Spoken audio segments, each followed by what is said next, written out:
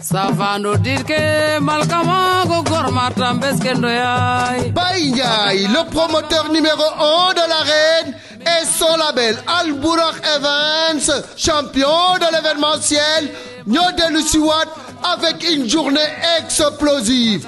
Le choc des espoirs de la lutte sénégalaise. Ñaar ñu nga xam ni tëkkale bi bari na coow li bari na combat jàng Ada Fass mooy jàkkaarloo ak Liss Ndiago le 19 juillet 2025 arène nationale. ginnaaw loolu Caatu Daouda Fall dina fa jàkkaarloo ak Moussa Ndoye.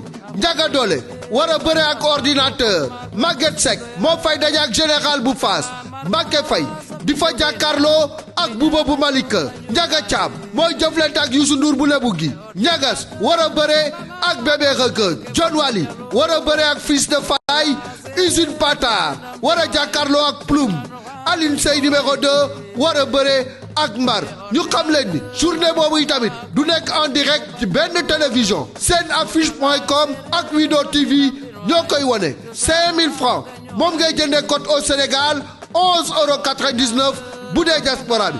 code bokk yi Al Bourakh Events avant-dernière journée de la saison muy le 19 juillet 2025 Ada Fass Liss Ndiago naw lu rëy naw lu nar a neex. Espoir lamta ndax xujandur fande njoor xana ngarit bapat maka ngoyta.